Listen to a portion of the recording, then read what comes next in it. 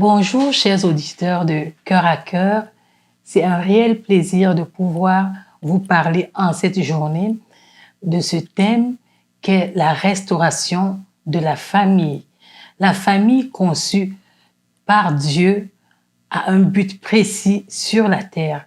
Alors, nous allons, au courant de cette série d'émissions, considérer la famille dans sa création originelle, la famille dans la conception antique et la famille dans la conception moderne. Avant de parler de restauration de la famille, nous devons savoir la famille, c'est quoi? Et pour connaître qu'est-ce que c'est que la famille, nous allons aller visiter l'auteur de la famille qui nous instruit dans le livre de Genèse au chapitre 2, verset 18. Lorsque nous lisons la parole de Dieu, il est écrit que l'Éternel Dieu dit « Il n'est pas bon que l'homme soit seul, il lui fera une aide semblable à lui. » Dieu arrive à cette conclusion en observant l'homme dans le jardin d'Éden.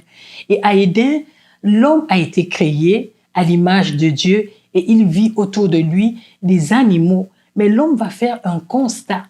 Chaque animal a une femelle et les deux marchent ensemble. Et Adam va se livrer à quelque chose de merveilleux. Il va donner les noms aux animaux. Puis il va regarder toute la création. Il se rendra compte qu'il n'y a personne qui lui ressemble. Et à ce moment, Dieu va créer la femme. Et nous aurons le premier couple. Et qui dit couple, nous parlerons de famille, c'est-à-dire l'homme et la femme. Donc, dans la conception originelle du créateur de l'univers et du créateur de tous les humains, l'homme et la femme sont destinés à être ensemble, à former un couple et à procréer. Parce que le commandement qui va suivre cette union-là, bénie dans le jardin d'Éden, ça sera « multipliez-vous ». Et nous verrons que Adam et Ève auront des enfants. Fait que c'est à partir de ce moment qu'on va parler de la famille. Mais cette conception ne va pas s'arrêter à ce niveau parce que les humains vont se multiplier sur l'étendue de la terre. Et pendant qu'ils vont se multiplier, la conception familiale va se diversifier parce que la création sera corrompue et le modèle familial d'Éden va être corrompu aussi. On aura malheureusement des familles qui seront des familles avec des gens qui sont pas mariés parce que l'union maritale créée selon Dieu, c'était l'homme et la femme. Alors, cette corruption-là va engendrer plusieurs problèmes. C'est pour ça que lorsqu'on visite la parole de Dieu, on va se rendre compte que ici présente plusieurs types de mariages. On voit des familles où on a juste une maman, une veuve avec un enfant. On peut voir des familles où on a juste un homme qui a plusieurs femmes. Donc, on peut parler du modèle de David, par exemple. On va voir des familles où il y a Josué et son épouse qui déclarent que lui et sa famille, ils vont servir l'Éternel. On va voir aussi le modèle familial où ça sera une veuve Ruth qui va aller faire un second mariage avec Boaz. Fait que le modèle typique de la famille que nous donne le livre de Genèse va être corrompu parce que il y aura des femmes qui vont se retrouver sans mari, qui vont aller avoir des relations avec d'autres maris. Alors, quand on quitte cette conception-là, la terre sera corrompue par le diable et le modèle familial va changer. On aura la naissance d'un autre genre de famille où nous aurions une femme qui épouse plusieurs hommes. Et on parlera de polyandrie. On aura le modèle familial que nous avons dans la société moderne actuellement où un homme et une femme peuvent aller vivre ensemble, avoir des enfants et on les appelle, par exemple, dans la société canadienne, des conjoints de fait. On aura aussi ce modèle de famille où une jeune fille aura des enfants, mais elle n'aura pas d'époux. Elle aura eu un enfant avec quelqu'un qui l'aura abandonné et elle va vivre avec ses enfants. Ça aussi, c'est un modèle de famille. Et nous aurons aussi ce genre de famille où c'est un homme, peut-être la femme l'abandonne soit par un divorce ou je sais pas, ils ont des problèmes. Et ça, l'homme avec les enfants, ça forme aussi une famille. On a aussi ce genre de famille où la personne, elle vit seule. Elle n'a pas de parents, elle n'a pas de parenté. C'est aussi une famille, elle peut être considérée comme une famille. On aura l'autre modèle de famille qui est très récent, qui est sorti de l'ombre comme ça, où ça sera des personnes d'un même sexe qui décident d'adopter des enfants et qui forment un couple et que dans notre conception de la société, on appelle aussi famille. On aura aussi ce genre de famille où c'est un enfant tout simplement qui a perdu tous ses parents, qui se retrouve seul dans la société. Et lui aussi, on va l'appeler famille parce qu'il est seul, il n'a pas de membre peut-être de famille. On a l'autre conception traditionnelle de la famille où c'est un homme et une femme qui quittent leur maison et qui se marient, mais qui ont des cousins, des cousines, des tatas, des tontons. Et ça aussi, à ce niveau-là, on peut parler de famille élargie. Vous vous rendez compte que lorsqu'on parle de famille, on se rend compte que la conception, quand tu dis famille, ça ne renvoie pas à la même réalité. Certaines personnes vont voir la famille comme moi j'ai mon enfant, c'est ma famille. D'autres vont voir la famille comme moi j'ai mes cousins, c'est ma famille. D'autres vont voir la famille comme moi j'ai mon époux et mes enfants, c'est ma famille. D'autres vont voir la famille comme moi j'ai mon conjoint, on a le même sexe et c'est ma famille. Fait que quand tu parles de famille, sache que ça renvoie à différentes réalités.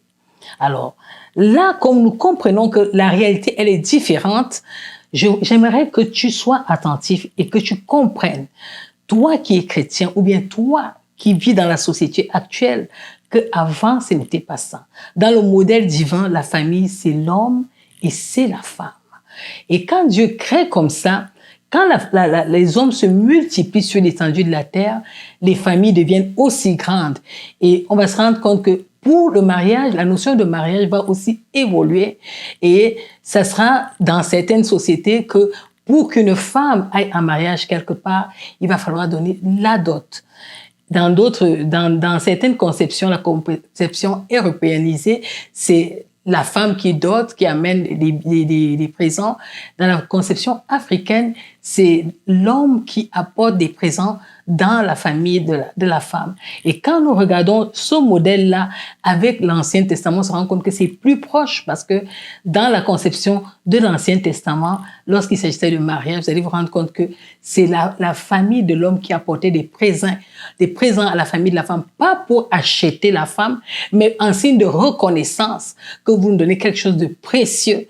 Et c'est pour ça que lorsque nous allons dans le livre de Proverbes 31, la Bible dit qu'il trouve une femme trouve le bonheur et c'est une grâce qu'il obtient de l'Éternel. Alors, vous voyez que quand nous parlons famille, il y a déjà un mélange parce que nous avons un homme, nous sommes sur le plan biblique, qui a été éduqué, qui a grandi dans une certaine façon de voir la société. J'aimerais souligner un autre élément ici, c'est que la conception familiale, l'éducation familiale est tellement différente et diversifiée. La manière dont l'homme est éduqué en Afrique est très différente de la manière dont l'homme est éduqué en Europe, est différente de la manière dont l'homme est éduqué en Amérique. Maintenant, dans les sociétés modernes, la façon d'éducation est aussi différente. Dans les sociétés entre guillemets, islamiques, la façon d'éduquer est différente. Dans les sociétés bouddhistes, la façon d'éduquer est différente. Vous verrez que le même homme qui grandit dans un endroit spécifique aura un modèle. Quand il voit la famille, il la voit d'une certaine façon. Celui qui grandit en Amérique, il la voit d'une certaine façon. En Afrique, la famille est plus les tantes, les oncles, c'est pas seulement l'homme et la femme. Tandis qu'ici, dans la conception européanisée, la famille est vraiment l'homme et la femme, c'est les deux conjoints et les enfants. Alors, quand nous parlons de restauration de la famille, cela implique quoi? Ça veut dire que toi, qui es chrétien et qui veux vivre un modèle de famille, il y a une façon de vivre la famille. On ne la vit pas de manière désordonnée, on ne la vit pas dans des relations immorales, on ne la vit pas de manière agressive, mais il y a un modèle que tu dois suivre. Et ce modèle-là, l'exemple qui nous est donné, qui est vraiment plus illustratif, c'est le modèle que Christ donne dans la relation qu'il a avec l'Église. Il compare la relation qu'il a avec l'Église à la relation maritale. Et pour lui, l'Église est comme sa famille. Et cette conception-là va nous amener à aller fouiller, à aller voir comment on peut vivre la notion familiale. Peu importe, qu'on soit conjoint, qu'on soit seul, qu'on soit famille, veuve, ou bien comment on peut vivre cela. Ça, c'est quelque chose de très important. J'aimerais que tu retiennes pour aujourd'hui que la famille a différentes conceptions, mais la conception familiale de la famille, selon Dieu, c'est l'homme et la femme, et qu'il a dit à l'homme et la femme de se multiplier. J'aimerais évoquer, avant de clore au bout de point, certains éléments. C'est que sache que quand tu te maries ou bien quand tu formes une famille ou quand tu veux fonder une famille, tu vas rencontrer un homme, tu vas rencontrer une femme qui a une éducation différente de toi. Première chose. Deuxième chose, sache que ta conception de la famille, quand tu rencontres une autre personne, peut être différente, dépendamment du lieu où elle a grandi, des valeurs qui sont siennes, dépendamment de ce qu'elle trouve comme important, comme ingrédient. Vous verrez par exemple des familles où l'homme et la femme décident de ne pas avoir des enfants, mais ils vivent en famille. Vous comprenez? Donc, la notion de famille est une notion très complexe.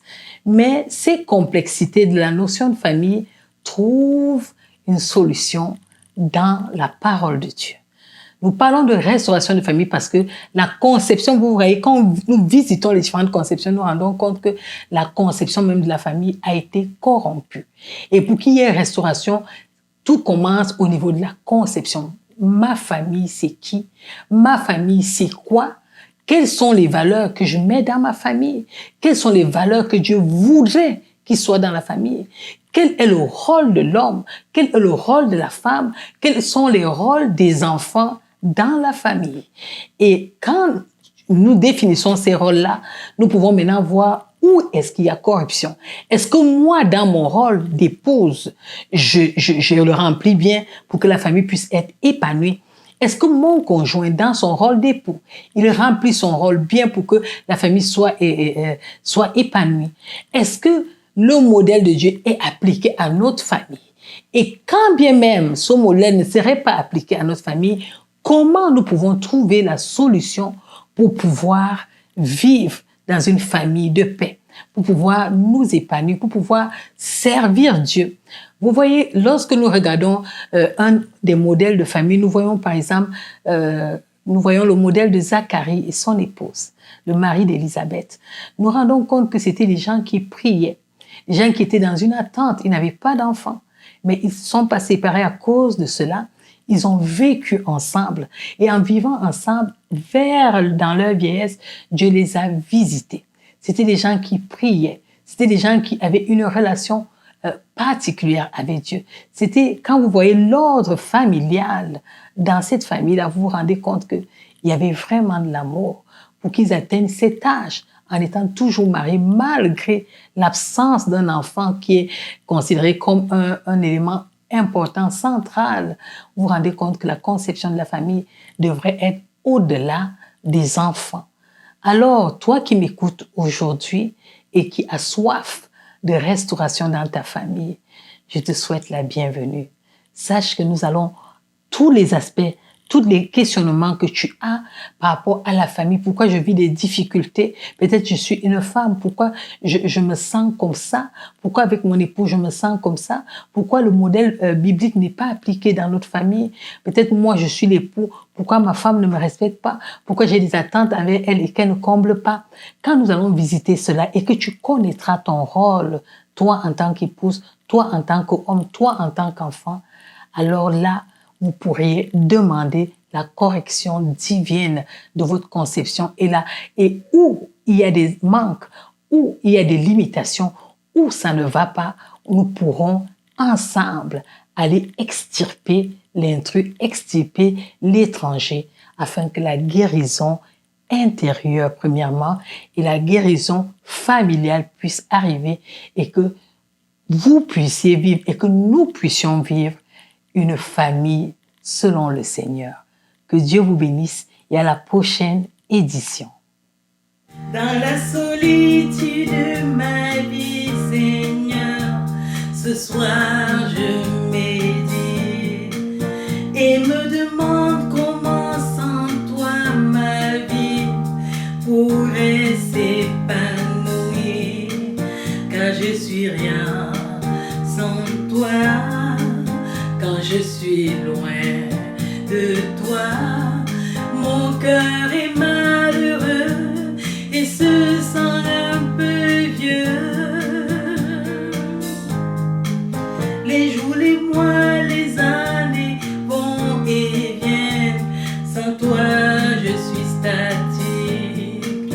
J'ai beau chercher, fouiller, bêcher partout, pour moi tu restes unique, unique en ton amour qui me ramène un jour, amour qui me révèle quelle est ma misère. Ce soir, Seigneur, je viens te laver les pieds avec mes pleurs. Ce soir, Seigneur, j'ai encore besoin de sentir ta chaleur. Ce soir, Seigneur, j'ai besoin de toi dans mon cœur pour réchauffer ma vie, en faire une mélodie. Ce soir, Seigneur, je viens te laver les pieds avec mes pleurs. Ce soir, Seigneur, j'ai encore besoin de sentir ta chaleur. Ce soir, Seigneur, j'ai besoin de toi dans mon cœur pour réchauffer ma vie, en faire une mélodie.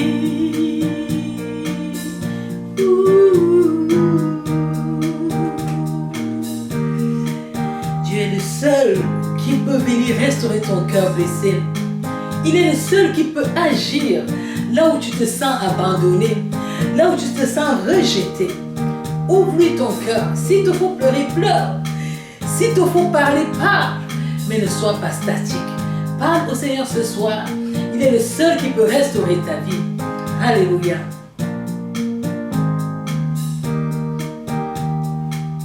Oh, dans la solitude de ma vie ce soir, encore je médite et me demande comment sans toi ma vie pourrait s'épanouir, car je suis rien sans toi, quand je suis loin de toi, mon cœur est malheureux et se sent un peu vieux. Les jours, les mois, les années vont et viennent, sans toi je suis statique. J'ai beau fouiller, chercher partout, partout, pour toi tu restes unique, unique en ton amour qui me ramène un jour, amour qui me révèle quelle est ma misère. Ce soir, Seigneur, je viens te laver les pieds avec mes pleurs. Ce soir, Seigneur, j'ai encore besoin de sentir ta chaleur.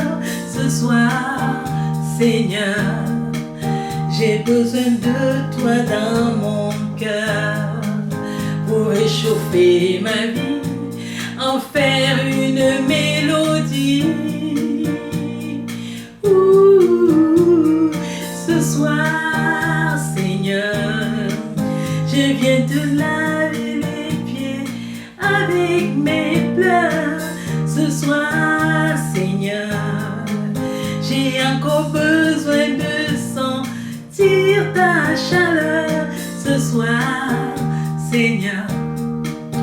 J'ai besoin de toi dans mon cœur pour réchauffer ma vie, en faire une mélodie. Chante avec moi ce soir, papa. J'ai besoin de sentir encore ta chaleur ce soir, Seigneur. J'ai besoin de sentir un peu d'amour ce soir, Seigneur. J'ai besoin de sentir une touche spéciale ce soir, Seigneur. Viens et restaure mon âme et ma vie ce soir, Seigneur. J'ai besoin de toi dans ma vie et mon âme ce soir, Seigneur. Fais du bien dans ma vie et mon cou ce soir, Seigneur. Nous pleurons à tes pieds, touche-nous ce soir, Seigneur. Nous avons besoin de sentir ta chaleur ce soir, Seigneur. Viens étancher notre soif, viens à nous ce soir, Seigneur. Nous t'appelons au secours, viens et agis ce soir, Seigneur. Nous crions à